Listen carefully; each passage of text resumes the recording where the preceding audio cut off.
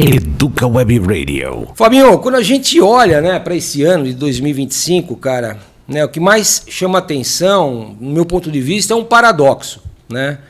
A gente nunca se deparou aí com tantas empresas sendo abertas no Brasil, mas também, ao mesmo tempo, as empresas, né, nunca estiveram tão fragilizadas financeiramente, né? Então, isso, querendo ou não, nos obriga a ir além de um número frio, né, e perguntar algo do tipo, né, pô, o que realmente está acontecendo com o ambiente empresarial brasileiro, né? Principalmente nesse ano. Pô, será que a gente está vivendo um ciclo saudável de empreendedorismo ou é apenas um movimento, né, de sobrevivência das empresas, dos pequenos empresários, dos micros empresários, em um sistema, né, capitalista cada vez mais hostil aqui no Brasil? No teu ponto de vista, Fabinho, quando você olha então para 2025, você enxerga um ano de crescimento empreendedor ou foi um ano de sobrevivência empresarial? Fulvio, eu acho que, como você bem falou, parece dá um sinal de paradoxo, né, para a gente, né? Ou pelo menos aparentemente a gente tem algumas informações que soam como contraditórias. Né? No número macro, a gente está olhando para um recorde, né, de baixo desemprego, né, que os economistas chamam até de pleno emprego quase já, né, coisa perto de 5%, né? O que significa dizer que a economia está funcionando, está girando, né? Apesar das críticas que a gente pode fazer ao cenário, mas você vê o pleno emprego, né? Tem muita gente utilizando as bolsas, né? Os sistemas de assistência do governo também, isso também é número recorde, né? Apesar de tudo. Então, a própria metodologia do desemprego é meio estranha também, né? Então, às vezes, desconsidera o cara que responde que não está nem procurando emprego e tal. Então, o número pode não ser tão baixo assim quanto a gente pensa. E aí você tem na minha opinião, você tem um outro aspecto importante também, que é mais sociocultural, na minha opinião. A gente está vivendo cada vez mais um movimento de valorização do empreendedorismo. Então, houve uma época em que qualquer cidadão de classe média, média baixa, o que ele mais buscava era arrumar um emprego, né? Numa grande empresa ou qualquer coisa do tipo, né? E ele valorizava muito isso. E, ultimamente, isso tem perdido valor, né? Em contrapartida, a meninada está buscando empreender de alguma forma. E aí a gente vê essa explosão aí, né? Tanto por conta do crescimento populacional, mas também ainda, na minha opinião, por conta dessa ambição, né? Se virou um valor, né, para o brasileiro o empreendedorismo. Sim, sim, fato. Os números, você até separou bons números aí nessa apuração, para essa retrospectiva, eles mostram que a maior parte, 70 e tralalá, é de MEI, né? Isso. Que é a porta de entrada ali para o cidadão mais pobre mesmo que está buscando empreender. Se eu pegar até o número correto aqui, né, Fabinho, para a gente já colocar aqui, 77%. É isso aí, né? 80% praticamente, quer dizer, quase tudo foi MEI, né? Exatamente. Então, não é que... Eu não sei se a gente está vivendo um momento econômico tão bom assim, né? Apesar de alguns números soarem bem. O que eu acho, na realidade, é que a gente estava com uma expectativa tão ruim do ponto de vista da condução macroeconômica, que acabou sendo ruim, mas nem tão ruim quanto a gente esperava. Verdade. Né? E o mercado sinalizou bem isso, então a gente tem a taxa de juros super alta, o que segurou a inflação, mas mesmo assim ainda é uma inflação persistente, que incomoda muita gente e tal. E o que você tem, então, é isso. Uma galera buscando oportunidades como o MEI, um número muito baixo de abertura de pequenas e médias empresas e menor ainda de empresas de grandes, porte maior. Né? Então, não é um bom sinal. Né? Não é um bom sinal. Então, quando a gente olha e pensa na contradição, olhando mais cautelosamente, na minha opinião, não há muita contradição, né? O que a gente tem é um cenário de economia fragilizada, na minha opinião. Né? Fato. Está muito difícil ganhar dinheiro no final do dia. Fato. E tem uma outra, né, Fabio? Quando a gente fala assim dessa quantidade absurda, né? 77% das empresas que foram abertas no Brasil em 2025 são MEIs, a gente tem que fazer também uma análise um pouco mais densa sobre esse número. Né? Então, será que não é um cara que saiu do mercado de trabalho enquanto seletista e não conseguiu uma recolocação e acaba fazendo algum tipo de serviço, prestação de serviço, e de alguma forma ele quer oficializar aquilo para poder emitir uma nota fiscal, tudo mais? Então, isso pode ter uma representatividade no sentido da dificuldade de que muitas pessoas estão tendo de se recolocar no mercado de trabalho. Né? Exato. E eu acho que tem um outro aspecto também, que as pequenas e médias empresas, e até empresas grandes, estão usando o MEI como uma maneira de contratar, no final do dia, uma série de pessoas. Né? Sim. Eu já vi bastante sinalização nesse sentido também. Então, o que a gente tem, na verdade, é uma reconfiguração. O mercado está diferente, essa ideia de CLT forte, né? De buscar emprego com carteira de trabalho. O mercado está muito diferente nesse sentido. Ele se modernizou, né? E o governo, até esse governo atual, já deu sinais também de que está entendendo isso, né? E até a linguagem dele já mudou nesse sentido. Verdade. Né? O que a gente percebe, então, é isso. Você tem um movimento de reconfiguração e a gente precisa entender até quando isso significa uma precarização da mão de obra e até que ponto isso pode ser positivo, que vai dar mais flexibilidade. Né? A questão é simples. Antigamente eu podia ser um MEI ou um CLT que trabalhava exclusivamente para uma empresa. Hoje eu posso ser um MEI que tem mais flexibilidade, estou menos exposto ao risco, trabalhando, prestando serviço para 2, 3 empresas ao mesmo tempo. Né? Uns vão dizer, de um lado, que isso é uma precarização do trabalho, outros vão dizer que tem um dinamismo aí diferente na configuração da sociedade. Né? Verdade. Em termos estratégicos, é interessante, né, Fabio? Porque tem o que sempre falam, né, o tal do mundo VUCA. Né? Um mundo volátil, incerto, complexo, ambíguo, mas já está se falando de um VUCA ampliado. Né? Ampliado no sentido da questão da volatilidade, inclusive financeira. Né? Muitas empresas, inclusive nós vamos falar sobre isso daí. Olha lá, só para mostrar, pessoal, reportagem do Estadão de hoje. Inadimplência recorde alcança 8,7 milhões de empresas do país. Né? Então a questão da volatilidade financeira, a questão da incerteza institucional. Sim. Né? E tem outros pontos, como, por exemplo, né, questões regulatórias, né, e até mesmo ambiguidades, né, de sinais macroeconômicos. Ou seja, está difícil fazer uma leitura no mercado em termos, né, da gente poder fazer um planejamento estratégico com maior qualidade, né, com maior fidelidade, vamos falar assim, no sentido de atingir as metas, né, Fabio? Esses dias eu vi um especialista aí em empreendedorismo, né, um influenciador famoso nos Estados Unidos, acho que o nome dele é Dan Martell. E eu vi um corte dele interessante, ele falava assim que empreendedores, na verdade, eles têm uma certa bênção, entre aspas, por um certo grau de ignorância. Porque se você for muito analítico, você não se mexe. É verdade. Né? E isso fala um pouco do que você acabou de trazer. Né? Como a ambiguidade está muito alta, a gente não sabe, a gente vai entrar para 2026, no ano de eleição, e de verdade mesmo, quem cravar que vai ganhar Lula ou Tarcísio, agora tem o Flávio ainda, Bolsonaro, né? Sei lá quem mais que vem aí pelo caminho, está muito difícil cravar. Está difícil cravar se a taxa de juros vai de fato cair ou não. A expectativa é forte de que tenha pelo menos algum corte. Pelo menos 0,25%, alguma coisinha nesse sentido, até o final do ano, eu já vi especialistas falando em alguma coisa perto de 13,5%, 12%, que seria bastante até, né? A questão, para mim, é que realmente, se você analisar demais o cenário, dada a volatilidade, dado o nível de ambiguidade, dado o nível de incerteza, principalmente do cenário, você meio que não se mexe. Né? E no fim do dia, os empreendedores, quem tenta empreender, criar valor no mercado, né, eles vão mais com estratégias baseadas na sua convicção. Do que propriamente um planejamento, né, cara? Então esse negócio de ficar analisando meio que cai por terra nessa zona. E você sabe, né, cara, tem muita gente que me pergunta, vocês conseguem ainda fazer um planejamento estratégico mais a longo prazo?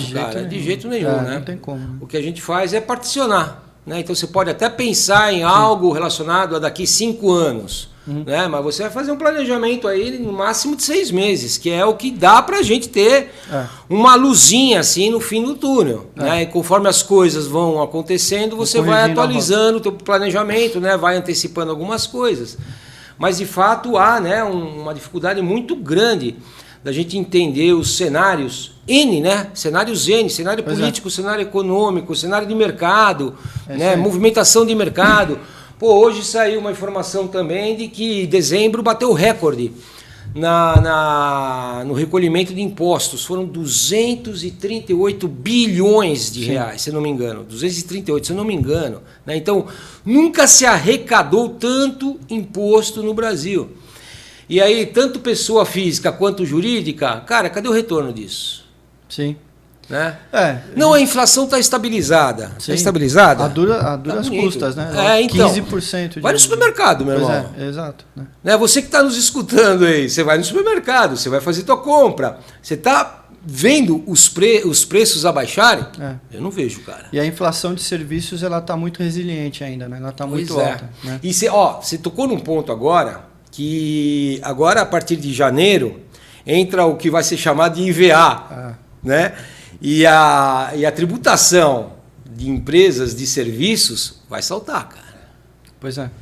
E o cara não tem como absorver... Não, vai repassar. Esse custo, ele vai repassar. E você quer ver um sinal mais complicado ainda nesse mundo VUCA que você falou, essa ambiguidade que eu não vi ainda nenhum gestor financeiro, esses analistas de mercado cravarem alguma coisa. Em janeiro a gente também começa com uma novidade que é a isenção do imposto de renda. Para R$5.000, até R$5.000. Ou seja, vai ter uma injeção de grana no mercado. Vai. No período de janeiro, quer dizer, para frente, que é verão, uma época em que a galera está mais animada para gastar. E vai gastar. Então ninguém ainda está sabendo dizer, nem o Galípolo falou direito sobre isso, ele não tem certeza absoluta sobre qual será o efeito dessa injeção de dinheiro na economia. O que a gente sabe é que a inflação de serviços está resiliente, ainda é muito alta. Vai começar a ter uma transição para uma carga tributária mais pesada. Ao mesmo tempo, gente com mais dinheiro no bolso, isso vai dar pressão inflacionária, apesar da taxa de juros ainda estar alta. Então, quer dizer, pode ser que você tem pelo menos 2 cenários aí que são difíceis de dizer qual deles vai prevalecer. A gente vai perder mão da inflação de novo para patamares mais altos do que ela já está, né? Apesar da gente estar com uma inflação na meta, ela, como eu disse, ela é resiliente. A gente está convivendo com uma inflação de quase 5%, 6% ao ano já faz muito tempo. Então, isso gera efeitos muito perigosos para a nossa economia. Fato. E piorando ainda, vai ter essa injeção de grana. Será que isso vai ser, de alguma maneira, a taxa de juros vai cair no começo do ano como se espera? Ou vão esperar um pouco mais ainda para ver o efeito dessa injeção de grana no curto prazo? Então, cara, não dá para entender, né? E é a maior parte da população, né? A gente está falando da maior parte da população. Quer dizer, 90 e poucos % da população brasileira não chega a R$5.000 de renda mensal. Então, você está falando da maior parte da população que vai estar com um incentivo de consumo na mão a partir do começo de janeiro. Então, é difícil, cara. Difícil vamos aguardar. O fato é, né, Fabinho? 2025 escancarou, né, que empreender no Brasil, cara, virou mais um ato de resistência do que uma estratégia de crescimento. Isso é fato. Eu acho que o que acontece é isso. Quando a gente olha para esses números puxando do começo da conversa, né, nesse bloco, a quantidade recorde de MEI não significa dizer que a economia está bombando. Significa dizer que está tendo uma espécie de reconfiguração. E se você olhar por outro lado também, a gente não explorou tanto esse número que você buscou, o número de fechamento de MEIs também, ele não tem um número conclusivo, né? É engraçado que os caras conseguem capturar o número de abertura, mas o governo não consegue nos dar com rapidez o número de encerramento. Tem muita gente que larga a mão. O cara não encerra, né? Ele abandona. Mas pelo quadriênio, pelo quadrimestre, você tem quase 1 milhão também. Se for colocar isso vezes 3 aí, a gente já tem quase o ano. E vai dar mais ou menos elas por elas. Quer dizer, uma quantidade de mês abrindo ao longo do ano e a mesma quantidade fechando, quer dizer, é uma troca, a gente entrando no mercado e saindo ao mesmo tempo por essa modalidade de MEI, né? Então, cara, é difícil dizer, né, se o cenário tá bacana de se viver, a gente sabe que não. Então, a gente tem muito mais aquele empreendedorismo de necessidade acontecendo do que o empreendedorismo de oportunidades. Sim. Né? Que é o que normalmente uma economia mais saudável costuma gerar, né? Para os seus cidadãos. Então, acho que a gente está nesse caminho ultimamente. É isso aí. Bom, e quem viveu 2025 aí sabe do que a gente está falando. Não é isso? Boa. Pô, Fabinho, um dos grandes destaques, né, de 2025 foi o recorde de abertura de micro e pequenos negócios aqui no Brasil, né? Principalmente MEIs.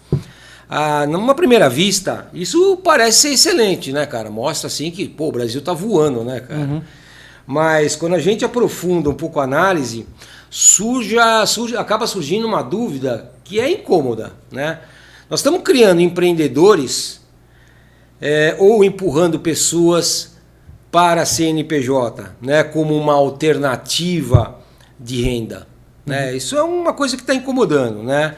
Porque abrir empresa ficou mais fácil, de fato, né? Você abrir uma MEI, você abre isso em 15 minutos, né? Mas mantê-la viva, né? Manter uma empresa viva, estruturada, financeiramente, inclusive, parece nunca ter sido tão difícil, né, cara? No teu ponto de vista, Fabinho, o Brasil criou milhões, vamos falar sobre números, né? Milhões de empresas. Mas criou empresas sustentáveis ou apenas CNPJs, aí no teu ponto de vista? Pois é. O que eu acho que a gente está criando mesmo é uma quantidade exorbitante de CNPJ, né? É o que eu disse no primeiro bloco sobre a reconfiguração aí da nossa sociedade, eu acho, Fulvião. O que está acontecendo, cara? Você quer ver? Vamos ver se você está bom de número. Você acabou de falar aí do recorde de arrecadação do governo. Qual que foi o valor? 238 bilhões agora no mês de dezembro. 230. Nós já estamos na casa do trilhão, né? Isso é acumulado no ano. Não, isso foi só dezembro. Só dezembro. Pois é. 238, só dezembro. Tá? Tá. Então, ó que interessante. Eu vi um estudo falando que essa isenção do imposto de renda até R$5 mil vai custar, ou significa abrir mão do orçamento da União em torno de 20 bilhões. É pouco, percebe? É pouco. Então, assim, o que está acontecendo? Apesar de estar a maior parte da população nessa faixa, essa faixa representa, em termos de arrecadação no imposto de renda, muito pouco para o orçamento do governo, né? E o mundo está se reconfigurando. Então, assim, eu acho que o que está acontecendo é, assim, de alguma maneira, a gente está, de fato, colocando essa turma que tem uma renda um pouco mais baixa, pelo menos uma boa parte dela, vamos combinar, né? Não é a população inteira, né? A gente está falando da população economicamente ativa, deve ser, sabe, algo em torno, sei lá, né? Um pouco menos da metade da população brasileira, né? Sei lá. E que ainda está nessa faixa, né? Então não vai dar, se tanto aí, 20, 30 milhões de brasileiros, talvez, nessa faixa de renda que a gente está discutindo aqui agora, nesses blocos ainda, né? E esses caras estão migrando para o MEI, né? Uma boa parte deles ainda está migrando, nem é a parte mais considerável, ou seja, se for pensar em 4,7 milhões de abertura, né? 80% disso MEI. Fabinho, você me permite, cara, só para trazer aqui alguns números para os nossos ouvintes, né? Entre janeiro e novembro de 2025, tá? Sim. Dezembro ainda não tem o número. Fechou. De janeiro a novembro, o Brasil registrou cerca de 4,6 milhões de novos pequenos negócios, incluindo MEI, microempresa e empresas de pequeno porte. Só para você ter uma ideia, Fabio, composição dessas aberturas. 77% são MEIs, 19% microempresas e 4% foram empresas de pequeno porte, né? Cara, isso representa um recorde histórico de formalizações de pequenos negócios no Brasil, né, em um único ano. Superando, inclusive, Fabio, o número de 2024, cara. O que, se a gente parar para pensar, é uma loucura, né? Só para você ter uma ideia, a estimativa, eu fiz um estudo, né, cara? Até dezembro, contando esse mês de dezembro, que ainda os dados são só até novembro, né? Mas é altamente provável que esse total alinhado a essa tendência chega a mais ou menos 4,8 milhões de empresas, cara, nesse ano, né? O que é, de novo, né, é assustador, cara, é assustador. Então, mas o número ele é significativo, né? Deixa eu reformular. O número ele assusta, né, de alguma maneira, Mas se a gente olhar para a proporção da nossa população, né? Se a gente pensar no impacto econômico disso, né? Na minha opinião, ele ainda não é tão expressivo assim quanto a gente poderia imaginar, né? Eu acho, por exemplo, que a gente devia estar numa economia mais pujante, com crescimento econômico de 4%, 5% ao ano, a gente podia estar vivenciando o número 4, 5 vezes maior do que a gente está vendo agora. Né? E esse é que é o problema, né, na minha opinião. Né? Porque o impacto disso significa dizer um pouco do que a gente discutiu no final do bloco passado, que a gente está falando de um empreendedorismo mais de necessidade do que efetivamente o cara ter a veia de empreendedor, a economia né, crescendo e a sem galera dúvida. Tentando criar valor no mercado por conta disso e mudar de vida, né? O cara não tá prosperar, mudando, né, esse cara? É o negócio. A prosperidade não vem. O cara tá mais lutando pela sobrevivência, né, de alguma buscando maneira, alternativa, né, cara? Alternativa de manter a renda ou se reconfigurando, do que realmente de mudar de patamar, né? Essa que é a questão. Né? E olha que interessante, Fabio.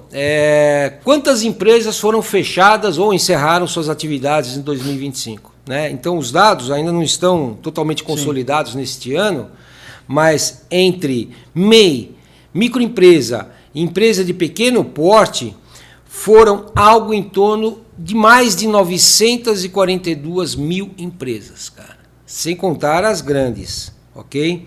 Dessas, das 942 mil, o que se tem de dado até o momento é que mais de 670 mil foram MEIs, cara. Pois é. Entendeu? É isso. Mostra uma realidade aí que não está sendo fácil, hein? Não está sendo fácil. E o pior de tudo, né, Fábio? Eu não vejo muito horizonte nisso aí não, meu irmão. Entendeu? Eu acho que a gente difícil, cara. Tá jogando um jogo de sobrevivência mesmo, né? A população mais carente mesmo tá jogando um jogo de sobrevivência. Não tem outro caminho. E o que é curioso, né, Fulvio, é que a gente passou por um período de pandemia, né? Então parece que no final do dia a coisa tá mais pesada até do que na época da pandemia em alguns aspectos. Né? No meu ponto de vista, cara, não é que parece, eu acho que tá. Isso que é a dificuldade. Entendeu? Claro que na pandemia houve alguns setores aí que foram muito prejudicados, né? Setores de alimentação, de eventos, né? De festas, enfim, né? Esse pessoal aí sofreu muito, cara, mas não sei, cara, a minha percepção é que tá cada vez pior. A gente até brinca, né, cara? Hoje tá melhor que tá pior que ontem, né? Aliás, como que é? Ontem tá melhor que hoje e hoje tá melhor que amanhã. É isso aí, a única coisa que a gente tem certeza é isso. Cara do céu, que coisa. O poder aquisitivo caiu muito, né? Caiu. Essa que é a questão. Então, por mais que a gente está fazendo um jogo de troca, de ajuste para sobreviver, ainda assim a inflação resiliente, né? A taxa de juros muito alta, a gente vai falar de inadimplência logo mais, né? Taxa de juros muito alta, então quer dizer, cara, o cenário não é um cenário positivo. Sim. Tanto é que eu não sou da casa o especialista em política, né, Fulvio? Mas o que a gente sabe é que, apesar desses números, vamos pensar com calma, pleno emprego, faz tempo que a gente não tem um número de desemprego tão baixo. A inflação está, entre aspas, sob controle, está dentro da meta, vai fechar o ano na meta. Não é a parte de baixo da meta, né? Mas vai fechar no centro da meta, ali, perto do centro da meta. A recorde de abertura de empresa, cara, apesar disso tudo, era para estar com o índice de aprovação do governo atual alto. E não está. Essa que é a realidade. Então, no fim do dia, na hora do vamos ver, no supermercado, para essa população que está sofrendo mais mesmo, que é a maior parte da população que tem uma renda mais precária, cara, tá muito difícil, né? Tá muito difícil. Sem dúvida, sem dúvida. E aí, o que a gente vê no mercado, né, Fabio, pelo menos conversando com alguns empresários, né, tal, tudo mais, cara, eles estão sendo reativos, né? Eles não estão conseguindo desenvolver aí planejamentos estratégicos mais estruturados, eles estão reagindo ao que está acontecendo no mercado, na economia, isso é fato, né? Eles estão com uma estrutura cada vez mais enxuta, né? Então eles estão cortando o que podem e o que não podem, né? Porque não está entrando mais a mesma coisa. Né? Talvez, obviamente, talvez não, alguns setores estão mais aquecidos, principalmente agora no final do ano, questão do Natal, Ano Novo, né? Isso é normal. Né?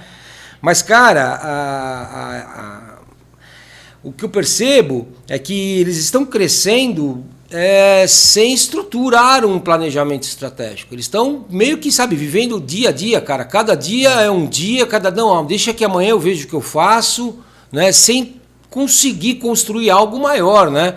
Para consolidar a empresa dele no mercado. Cara, isso é muito triste de ver, cara. Como eu falei, eu acho que tem quem está conseguindo crescer, cara, que a gente precisa, vamos dosar um pouco a ideia, né, também. Tem gente crescendo e ganhando dinheiro, certo? Não é um cenário de terra arrasada, sim, né? Claro. A questão não é essa, né? Mas tem muito dinheiro no mercado, né? O problema está justamente nesse aspecto, eu acho, que a grande parte não está tendo condições de aproveitar isso, né? E quem aproveita, ou é porque está num cenário muito específico que as coisas estão um pouco diferentes, ou tomou risco, assim, sem analisar direito e acertou. Lembra que o risco, né, sempre tem a chance de dar errado. Sem dúvida. E a grande parte da população está meio que como você falou aí, né, que a gente chama de atitude mais reativa, né? Está esperando os movimentos se ajustarem para você para ele poder ajustar também, para ele né? ajustar o dele e tal, né? Porque é muito complicado, né? E assim, se a gente olhar, principalmente, a gente está falando aqui numa realidade mais paulistana, né? De muitas empresas, comércio, serviços e tal. A gente ainda, acho que uma parte até pode dizer assim, mas você tem empresa enxuta porque está usando muito IA. Cara, eu não sei, não é por aí. A IA vai até um ponto, e será que todos esses pequenos empreendedores têm conhecimento, cara? Nós somos professores, cara. Não usando, cara. A gente vê, a gente às vezes apanha para usar IA, até a gente afinar algo que a gente quer. Exato, não é, né? Então, o que realmente esse cara está fazendo é jogando vendendo o almoço para comprar o jantar, e no dia seguinte a mesma coisa, e vai levando até o momento em que ele considera que dá para resistir. Né? Pois é, a situação que não é fácil. Fabinho, outro ponto aí, cara, que chama muito atenção, né? Inclusive, saiu no jornal de hoje. Hoje, pessoal, é dia 22 de dezembro de 2025. Né? Inadimplência recorde alcança 8,7 milhões de empresas no país. Só para deixar o corte aí para vocês, ok? Pô, Fabio, quando a gente fala então que nós temos aí mais, né, de 8 milhões de empresas que estão inadimplentes, cara, a pergunta isso ainda é um problema individual?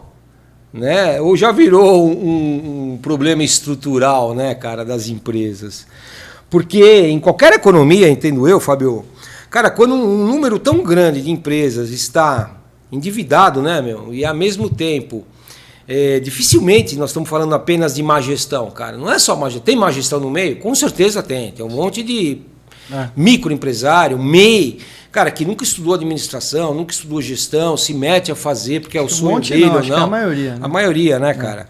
Então a gente está falando aí de um ambiente que acaba penalizando, né, cara, sobretudo quem é pequeno. E, pô, deixa eu te jogar uma questão aí. Quando a gente fala, então, de mais de 8 milhões de empresas que estão inadimplentes, dá para falar que é uma má gestão, cara, individual? É difícil daqui a gente dar essa resposta tão clara assim, né, Fulvio?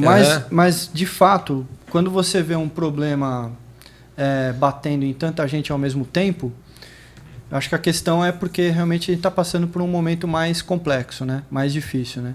E isso mostra, de alguma maneira, um pouco dessa fragilidade técnica, né? Então, assim, a maior parte dos empreendedores que acabam montando microempresas, que viram pequenas e depois vão se transformando em empresas de pequeno e médio porte, crescendo até no mercado, vieram, muitas vezes, né, de outras formações, né? Não só, sim, às vezes zero formação, diga-se de passagem, né? O cara meteu as caras e foi embora, topou risco, virou um comerciante ali rápido e foi que foi, né? Outros são de outras indústrias, o cara tem uma formação técnica em outra área e tal, né? Então, assim, a gente tem, normalmente, é um tipo de setor que é mais frágil do ponto de vista de preparo conceitual, de tomada de decisão estratégica, de planejamento, né? De gerar um plano de contingência, caso o cenário não seja tão bom o suficiente, planejar, por exemplo, financeiramente a estrutura de capital da empresa, quanto capital terceiro eu pego, quanto capital próprio eu sustento para a minha geração de valor e por aí vai. Só que o cenário tá ruim. Então, no fim, para onde esses caras têm que recorrer? Eles começam a pegar empréstimos. Né? Vai pegando empréstimo de capital de giro, depois pega o empréstimo para tentar crescer, compra um maquinário, expande a loja, qualquer coisa do tipo.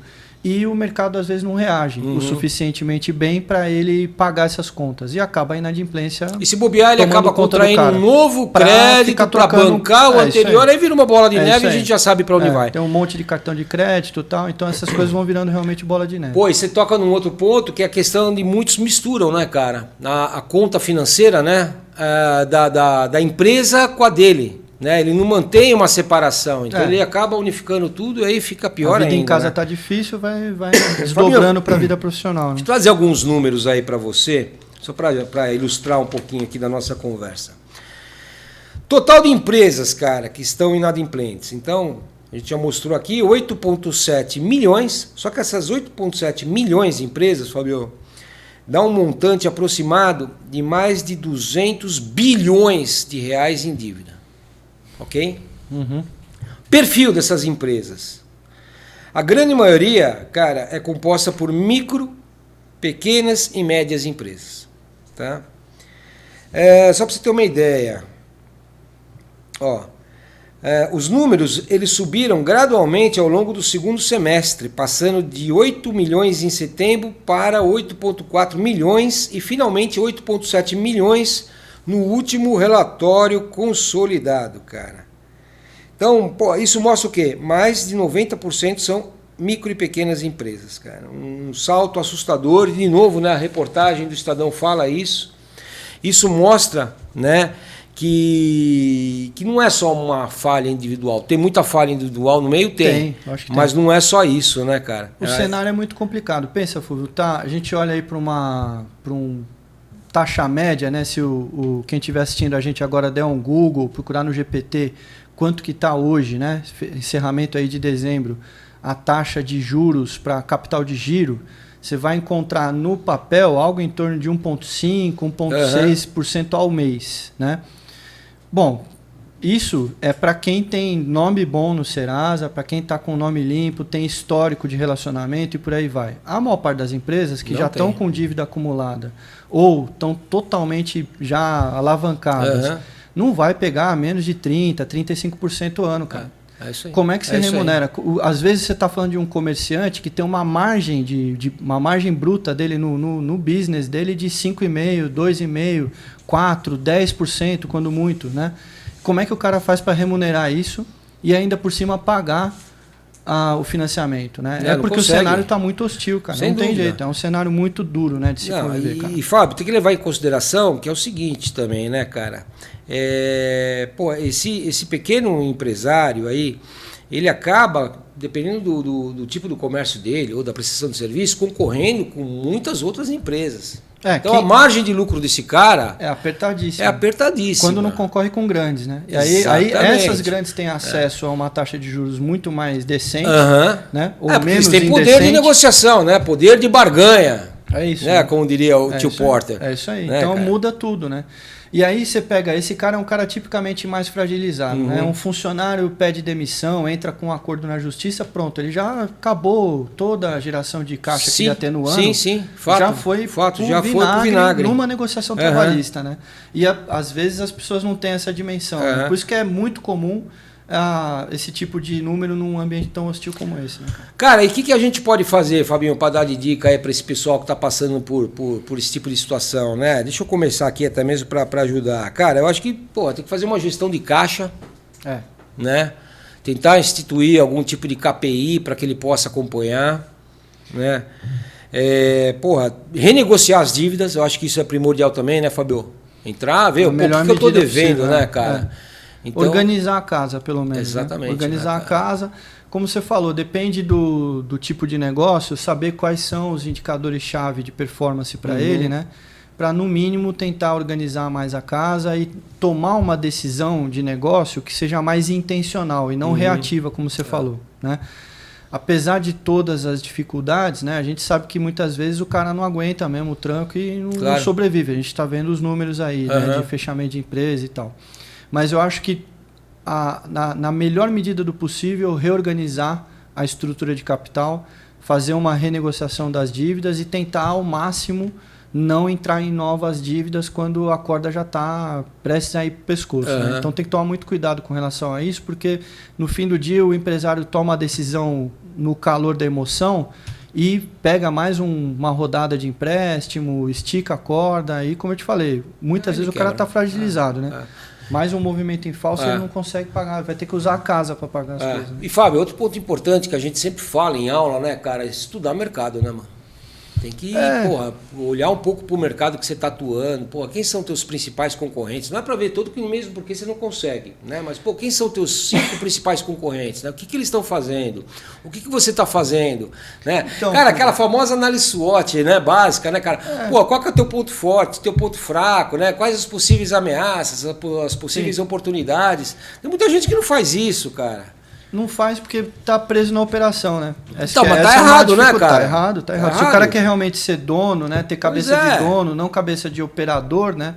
Ele precisa separar um tempo da vida dele, sair da operação um pouquinho, dar 2 passos para trás e analisar o negócio para tentar observar ou oportunidades que estão, como você falou. Às vezes ele tá lá com a corda no pescoço no mercado, mas tem uma oportunidade boa surgindo no horizonte para um outro lado e que vai dar uma margem maior para ele ou vai diversificar os negócios que ele pode atuar, né? E aí, cara, de repente as coisas mudam, mas primeiro ele precisa sair um pouquinho da operação. Né? Empresário, dono que fica o dia inteiro na operação tentando salvar aí só reage. Se salvar o gado ali na hora lá, cara, não dá, porque ele não consegue parar para pensar, né? Boa. Então tá aí a dica, né, cara? Primeiro ponto aí, reveja teu caixa, né? Negocia tuas dívidas e reserva um tempo do teu trabalho aí, do teu dia a dia para pensar estrategicamente. Pra você poder sair dessa zona aí de turbulenta, né? Mas boa, Fabio.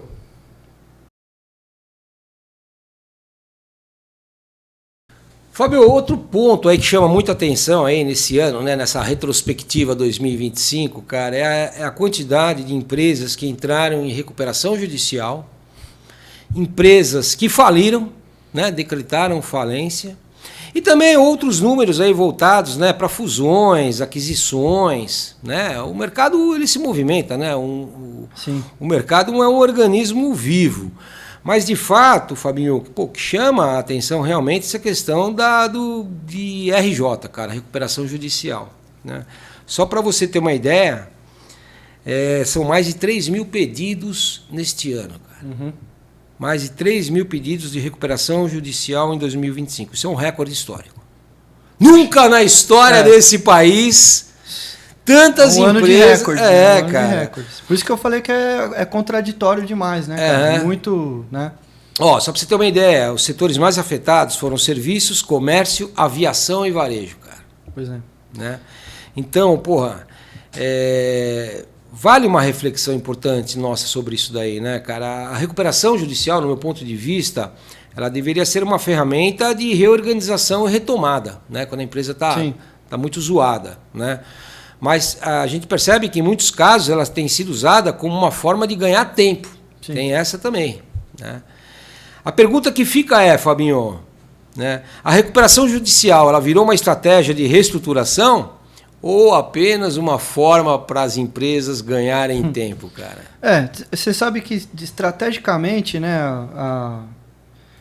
entrar em RJ é uma decisão estratégica, né? Sim. Não é só uma reação, né? Não. O problema é que a gente está tão acostumado a ver o caminho crítico aí das empresas entrando em dificuldade financeira, depois em RJ e depois declarando falência, que a gente, quando uma empresa anuncia RJ no mercado, a gente já fala, né, começa a coçar a cabeça e fala, essa vai cair fora. Vai pro bico, né? Algumas, de fato, vão, outras nem tanto, né? Então, assim, eu estava vendo, eu costumo fazer em sala de aula algumas análises, né, em alguns momentos, e uma das que entraram em RJ esse ano aí, entrou no, como é que é o nome do Chapter lá nos Estados Unidos? Chapter 11, sei lá. Isso. Né? E pediu RJ lá nos Estados Unidos, a Azul. Né?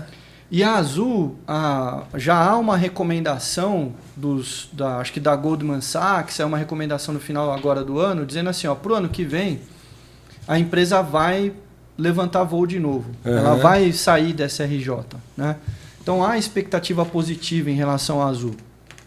E como eu falei, eu fiz uma análise olhando para o setor inteiro, uma aula básica de posicionamento estratégico. Eu peguei o setor de aviação comercial, o setor da Azul aqui no Brasil, né? E tirei 2 fotos, isso antes da pandemia, uma em 2010, outra em 2019. Em 2010, a Azul estava no começo, não tinha ainda concessão para tantos voos, mas ela já era muito eficiente em custos. Quem olhasse para aquela empresa naquele momento poderia já apostar, falar, cara, com 2% do market share, esses caras já têm um custo médio abaixo do mercado, né? Dá para apostar nessa empresa. Se eles escalarem, eles vão fazer barulho. E não deu outra, né? 9 anos depois, eles já estavam mais escalados, com 25%, 23%, 24% do mercado. Tomaram o mercado da Latam, tomaram o mercado da Gol e se tornaram uma das empresas mais eficientes do nosso setor. Depois veio a pandemia, né? Precisa fazer um parênteses aqui, né, Fulvio? O mercado de aviação comercial, normalmente, no Brasil, só dá preju, né? Sem dúvida. Eles vivem com subsídio do governo pra caramba, porque é um mercado ainda muito incipiente, por mais que a gente fale, né? Compara, para quem quiser de novo aí dar um Google, dar um chat GPT e perguntar quantos aeroportos tem no Brasil e quantos aeroportos tem nos Estados Unidos, por exemplo, você vai perceber que a gente tem, se muito, 2.000, 3.000 aeroportos. Bom mesmo, deve ter uns 2. E nos Estados Unidos a gente já está falando em cerca de 15, 16 mil aeroportos. Então lá tem um mercado, né? Aqui a gente não tem mercado, por isso que as empresas não se sustentam, não tem escala suficiente para dar certo, né? O custo é muito alto, operacional, né? Mesmo assim, a Azul estava chamando a atenção. Aí você lembra do que eu te falei, em 2019 tudo dando certo, vem 2020, 2021, pandemia, aí os caras se arrebentaram. Por quê? A gente falou no bloco anterior, agora a gente está falando de um outro jogo, né, Fulvio? A gente está falando de grandes empresas. Sim, né? sim. Fabio, você me permite aqui, né? Só para trazer para os nossos ouvintes, né? Pô, a Ambipar pediu recuperação agora em outubro desse ano. Sim. Bombril, cara. Todo mundo conhece Bombril. Foi pedido no início desse ano. Ainda está em recuperação. A Voepes, também de aviação. Também de aviação. Pediu em abril de 2025. As lojas americanas, teve o processo continuado agora nesse ano. Sim. Né? Tinha pedido lá atrás, continuou. A AgroGalaxy, que está ligada ao agronegócio, que ela pediu também agora em 2025. Cara, e outras, a Timasa, a Coteminas, Oton, Unigel, que é uma petroquímica. Então, mas são empresas, a maior parte delas, tem umas aí, né? Americanas teve problema que a gente chama de problema de agência, né? Os caras não foram muito corretos ali na condução financeira do negócio, esconderam dívida e tal, mas a maior parte está endividada, né? Fato. E nesse cenário em que a taxa de juros ficou muito alta, as coisas se reverteram muito rápido, né? Então, o que você estava imaginando que era buscar um financiamento para crescer, o financiamento acabou virando um problema para a empresa. Sim, porque ele ficou com um custo muito alto, né? Então você tem essas questões todas, né? A Ambipar tem outro problema lá também, né? De má gestão, né? Coisas mais tem voltadas para lá no meio, né? Então são mais difíceis de comentar. Agora, excetuando essas aí que são problemáticas, elas normalmente estavam muito alavancadas, né? Então, ou seja, estavam com um capital de terceiros muito elevado na sua configuração, muito dinheiro emprestado de banco para financiamento de atividades, esperando o crescimento.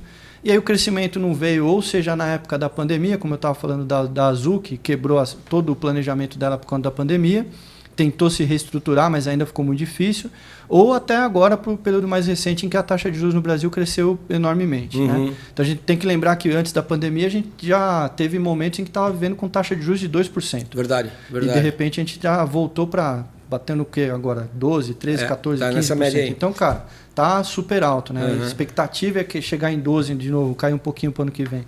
É um cenário difícil de lidar, né? É difícil de você conseguir manter a margem de contribuição da tua empresa, as margens de lucro, com uma elevação do custo de capital tão alto quanto está acontecendo agora. Né? E Fabio, o que leva uma RJ que não dá certo? Falência. Vai para falência. Só para você ter uma ideia, cara, eu tentei puxar aqui os dados oficiais, é difícil, porque você não tem aí uma plataforma que consolida efetivamente os números oficiais. Mas eu consegui achar alguns números aí que eu trago para a nossa audiência, Fabio. Até abril desse ano, já tinha sido decretada 282 falências. Janeiro, fevereiro, março, abril. De grandes? Os 4. De forma geral. De modo geral. Em 2024, ano passado, no total, que aí sim já tem um número consolidado, foram 780 falências. Nesse ano, cara, eu puxei aqui, ó.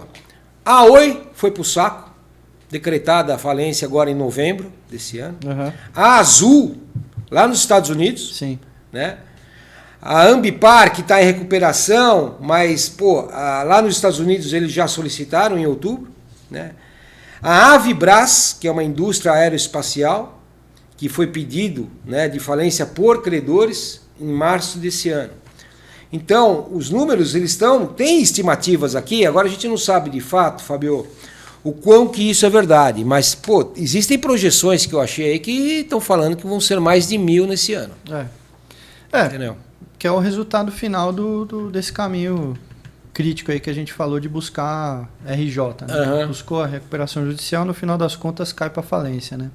O grupo das Americanas, por exemplo, teve que, acho que os fundadores lá, o Lehman, o G3 lá dos caras, né?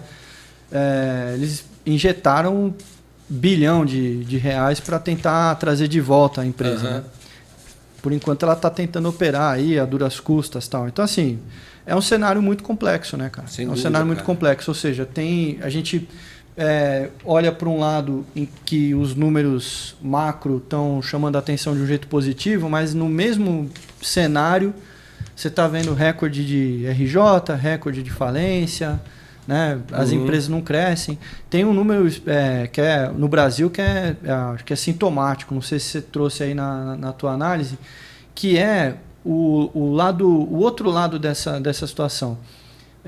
Se por um lado a gente pode até falar que as empresas estão falindo às vezes por conta de escândalos de corrupção, qualquer coisa de má gestão, vamos chamar só de má gestão, por outro lado, a gente não tem no Brasil um IPO novo, uma abertura de capital nova, já há quase 4 anos na nossa Bolsa de Valores. É verdade, né, cara? Não tem, cara. Já parou para pensar nisso? Que já faz mais de 4 anos que não abre capital de nenhuma nova empresa. Isso porque a Bolsa de Valores está no seu recorde histórico também. Como é que você entende cenário desse, né? É o tal do mundo VUCA que você falou, a parte da ambiguidade. O que eu já vi vários especialistas falando o mercado se movimentou bem por algumas razões. Não tanto por mérito nosso, mas mais por conta do que aconteceu lá fora, né? Então, a desvalorização do dólar, né? Apesar do dólar ainda estar muito alto para a gente, no mundo ele está desvalorizado. Nesse ano ele desvalorizou um bocado. E tornou o ambiente, apesar de... Você vê como é que são as coisas. Apesar de a gente estar aqui reclamando da nossa vida, em termos de capital de país com capital emergente, a gente ainda está no mapa. Está quase saindo, mas ainda está no mapa. E isso movimentou um pouco a nossa bolsa. O Brasil é o país do futuro. É o país do futuro, vai dar certo. Vai voar, tá voando, hein? Ainda está no mapa. E teve movimentação de capital estrangeiro para cá, nesse sentido. Mas, ao mesmo tempo, o que eu já vi vários especialistas falando você tem um alto índice de empresas que estavam listadas na Bolsa recomprando as suas ações justamente para reconfigurar o seu capital. Para esperar um momento posterior, talvez um pouco melhor, porque esse momento atual está muito difícil. Né? Fato. Então, cara, é o que eu estou te falando. A situação, a gente pode analisar ela como uma situação ambígua, mas, na minha opinião, o cenário, o mar não tá para peixe, né, cara? Sem dúvida. Não o que não significa dizer que não dá para ganhar dinheiro no Brasil. Que é mentira, a gente sabe que dá.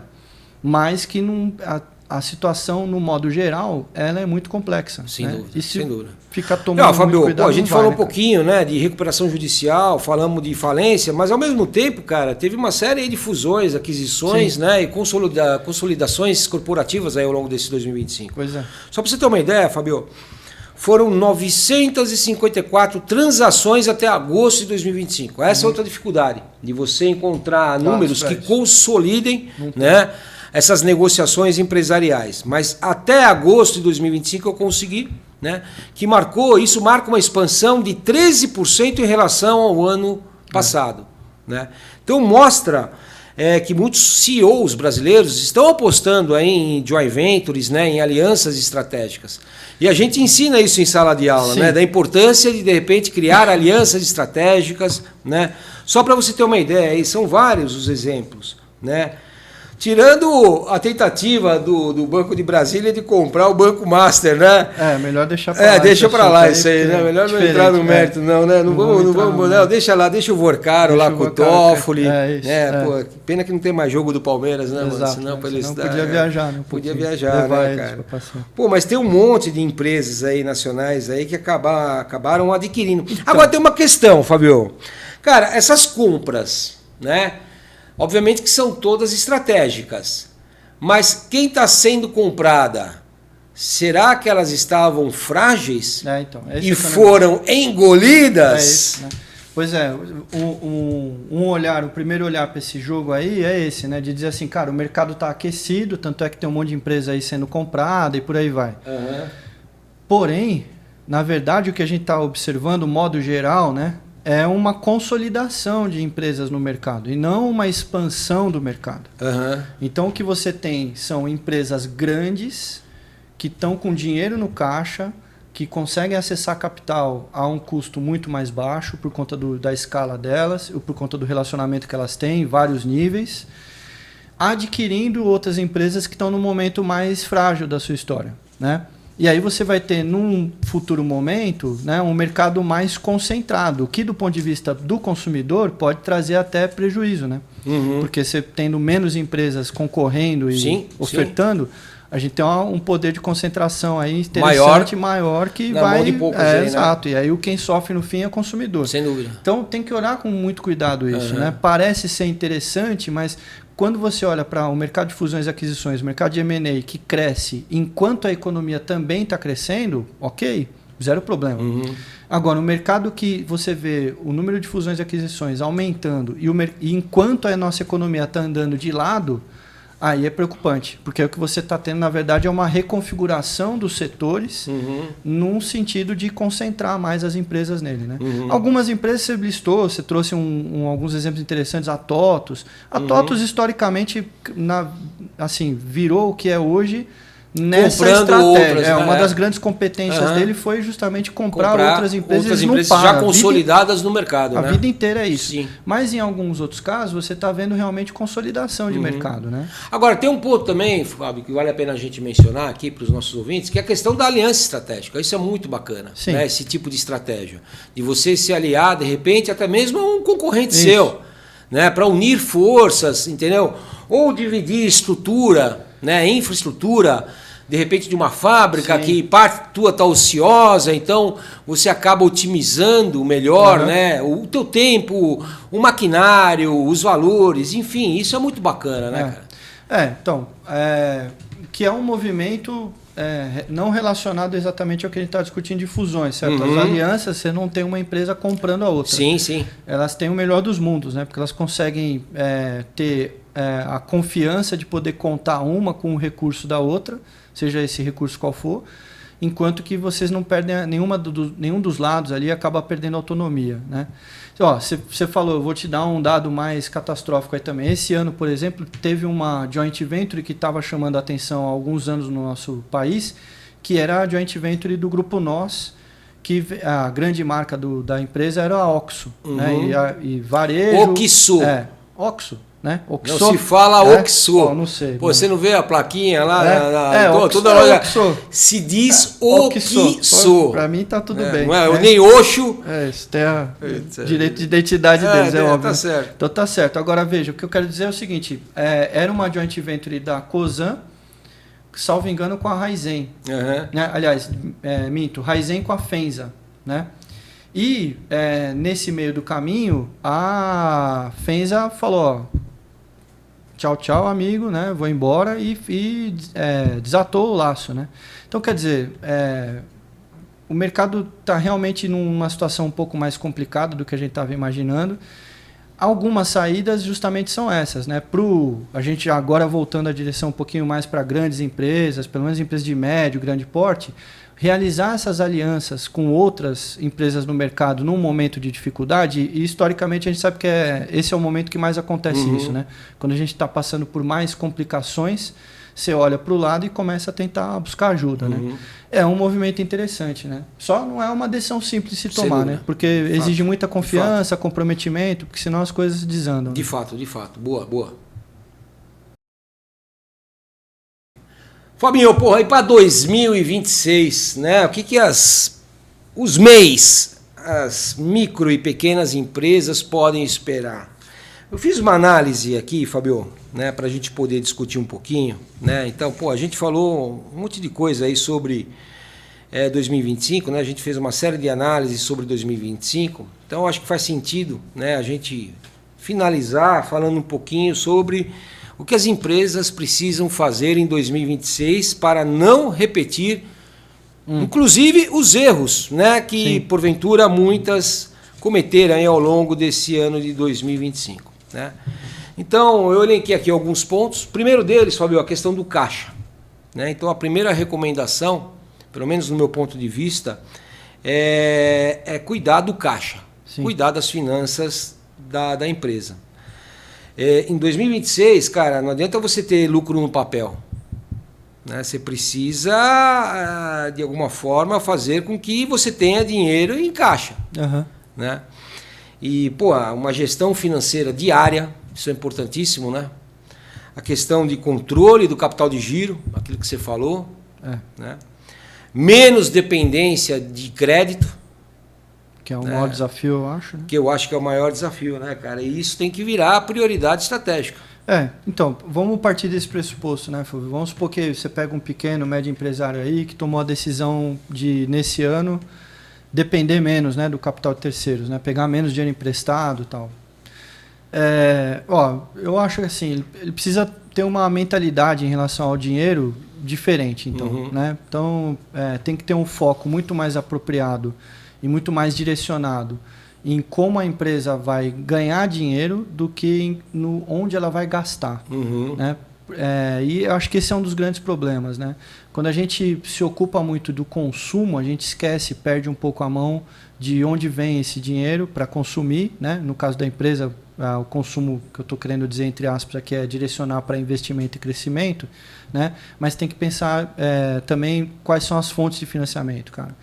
E, assim, eu teria... É um ano muito difícil, porque é um ano de eleição, com muitas incertezas. É um ano de Copa do Mundo. De Copa, eleição. Um monte de feriado. E o que dá algumas oportunidades para alguns setores, mas... E outras não. Para outros a grande maioria é menos. Parte é menos. Entendeu? Porque você tem uma quantidade de dias úteis menor no mês. E as contas estão lá, meu irmão. Esse é que é o problema. Então, quer dizer, você não vai ter talvez o mesmo fluxo de caixa, a mesma quantidade de vendas. Tem que ser mais cauteloso. Exatamente. Esse é que é o problema, né? Então, gastar com muito critério, né? E, ao máximo, reduzir as dívidas na medida do possível para diminuir essa exposição aos bancos. Acho que esse é um caminho mais crítico. Eu acho que também atrelado a isso, já pegando o segundo ponto, a questão de um aumento de produtividade. Né, Fabio? Então, o empresariado, ele pode de repente fazer, né? Cara, tudo bem, corta custo? Corta naquilo que dá para cortar, né? Mas de repente você fazer mais com menos. Sim. Né? Então, ver quais são os processos que você consegue otimizar, né? A questão de eliminar desperdício, cara, a gente fala tanto disso, né? Cara, analisa teu processo, vê se dá para enxugar esse processo, vê o quanto você está desperdiçando de repente de material, né? Ou de tempo, ou de mão de obra, né? Para você poder se tornar mais produtivo. Né? Eu acho que isso é também uma sacada bacana para os empresários olharem em 2026. A gente está falando de um jeito muito genérico, né? Então a gente está falando aqui com um monte de empresários de natureza completamente diferente, mas o foco na eficiência tem que ser uma busca contínua. Constante, né? Constante e contínua, não tem jeito, né? E em momentos de dificuldade ele fica mais crítico ainda. Né? Então, acho que a questão que você está trazendo, acho que é fundamental, né? Só precisa deixar bastante claro, na minha opinião, para o empresariado aí, né? Principalmente para o pequeno e médio, o que é essa eficiência, né? A eficiência é gastar, conseguir bater as metas de alguma maneira com menos recursos do que eu conseguia fazer antes, né? Fazer mais com menos, né? Grosseiramente falando. o que é diferente de eficácia. Eficácia é bater meta. Então, às vezes, o cara consegue bater meta... Ele mas não está sendo eficiente. É isso, esse é que é o problema, né? Então, a gente sempre costuma dizer que tem uma tensão entre você ser eficiente e eficaz, né? Fato. O foco, às vezes, do empresário tá numa meta, num objetivo lá, desenhado numa meta bem desenhadinha lá, que tem a ver com, sei lá, um número de vendas que ele precisa alcançar. Só que ele bota tanta pressão nisso que, às vezes, o time de vendas dele gasta mais do que precisaria para bater aquela meta. E quando vai ver, a empresa perdeu eficiência. Fato. Então, em tempos de vacas magras, aí entre aspas, cara, o foco tem que estar na eficiência. Sem dúvida, sem dúvida. E ó, já vamos colar no próximo item que eu separei aqui, que é a questão de tecnologia e uso de IA. Pois é. Né? A gente sabe que a grande maioria dos pequenos empresários, aí, os microempresários, não usam IA por desconhecimento, não sabe nem por onde começar. Mas, cara, eu acho que uma recomendação que a gente faz, né, Fabio, para os nossos ouvintes aí, é que, tecnologia, no meu ponto de ver, né, inteligência artificial, elas deixaram de ser algo de diferencial, cara. Tem muitas empresas já usando isso. Se não estão usando, deveriam estar, né? A gente falou no começo que a minha percepção, a gente não fez nenhum estudo parrudo, aliás, é legal de fazer até, qual que é o nível de adoção, né, aqui no Brasil, pelo menos na cidade de São Paulo, de adoção dessas pequenas e médias empresas em relação à utilização de IA, né? E dá para fazer bastante coisa. Eu acho que ainda está incipiente, está muito baixo. Sim, fato, mas por isso de usar mais, né? Você é empresário, você está com um problema financeiro, cara, trabalha com IA, né? Essas questões financeiras para te ajudar na análise, na organização. Sim. Você trabalha com mídias digitais, cara, eu estou fazendo isso na minha empresa, entendeu? Isso dá um gás enorme. Gás que eu digo, gente, otimiza meu tempo. Sim. Então antes eu gastava 2 horas por dia para preparar tudo, para jogar no ar as campanhas. Cara, agora faz isso em 5 minutos. E eu tenho tempo para fazer outras coisas, pensar em outras estratégias, né? Eu acho que a questão básica é essa, até mesmo para atendimento de cliente, né? Sim, você consegue fazer chatbot, cara, tem um monte de coisa que dá para fazer. Então, tem muita oportunidade, mas é aquilo. O empresário que fica grudado na operação e não tem tempo de pensar no futuro, de olhar para as alternativas, tal, né? As competências que ele precisa desenvolver para se tornar mais competente, né? Para se tornar mais eficiente, ele vai perder esse rolê. Esse rolê vai perder. E aí pode ser que ele acabe no fim do dia perdendo até a posição dele no mercado para um novo entrante aí, empresário que apareça com essas competências. Fato. Então tomar muito cuidado aí. Eu acho que a IA é um ponto de, como a gente fala em estratégia, é um ponto focal aí que você não pode ignorar. Sem dúvida. E Fábio, outro ponto que eu entendo super importante, né, que na medida do possível também, o pequeno empresário aí tentar nichar, né, cara? Tentar diferenciar o produto dele. Estratégia genérica de porta lá, né, cara? Que você tentar, de repente, porque a gente sabe que quando você diferencia o teu produto, cara, a tua margem de lucro aumenta. Né? Você não vai estar mais brigando por preço, por exemplo. Sim. Né? Acho que a dificuldade está justamente, assim, para alguns empresários, se você olhar, por exemplo, no ramo da gastronomia, é mais natural, né? Ele buscar um nível de diferenciação, né? Seja no produto, né? Então, o cara trabalha com uma gastronomia muito específica, né? Comida italiana, comida árabe, vegano, né? Hambúrguer, que né? Por mais baixa que seja a barreira de entrada, tal, mas tem muita gente entrando aí para fazer hamburgueria e tal, né? Você já tem um caminho aí de diferenciação já meio natural, né? Sim. Agora, para outras atividades, nem sempre é tão claro. Então, aí é que tá. Às vezes, né, Fulvio, o uso de IA pode justamente auxiliar o cara na trocação de ideias ali para dar sugestões de como que ele poderia dá uma dica para os nossos ouvintes aí, Fabinho. Falando pro cara aí, troca ideia. O que é trocar ideia? Você conversar com o IA. É isso aí. Não é coisa de doido não, viu, gente? Tem muitas pessoas aprendendo, estudando, usando IA, cara. Inclusive línguas. Né? Então começa a conversar com uma IA, cara, que você tem aí. Sabe? Fala assim, IA, olha, minha empresa é assim. Óbvio, contextualiza, dá o contexto. Né? Não vai fazer pergunta rasa que a resposta é rasa. Exato. Então dá o contexto, contextualiza a situação, fala da tua empresa, fala o que você faz, tal, e pede para ela te dar ideias, né, de como te ajudar a resolver uma determinada questão ou qualquer outra coisa, né, Fabio? É isso aí. E aí você tem... A gente está falando de uma dessas possibilidades, mas as outras é entender, né? Às vezes você pode se diferenciar atendendo um cliente específico, né? Você pode focar, né? Você falou das estratégias do Porter, né? Mas, enfim, não estamos dando uma aula de estratégia aqui, porque nem sempre é tão necessário assim para a nossa audiência, mas se pensar em termos estratégicos, qual que seria aí basicamente uma maneira de se atender o mercado, né? Você pode atender com uma proposta de custo muito baixa, Sim. mas para isso você precisa ter uma escala alta de produção normalmente, né? O que normalmente é mais complicado para pequeno e médio empresário. E ter muita eficiência e eficácia. Muita eficiência, né? Eficácia na veia, mas eficiência mais ainda. Então, assim, a outra possibilidade é você ter um produto diferenciado, mas atender também um mercado muito amplo. Então, você tem grandes empresas que podem fazer isso, Nestlé, por exemplo. Mas para o pequeno e médio empresário, ele não é um cara de escopo tão amplo assim. Ele normalmente é um cara de escopo mais estreito. E aí ele ainda tem que escolher. Ele é um cara de custo baixo, né? Voltamos lá para o restaurante. Eu sou um cara que vai vender PF todo dia para almoço, ao menor preço possível, perto da minha região ali.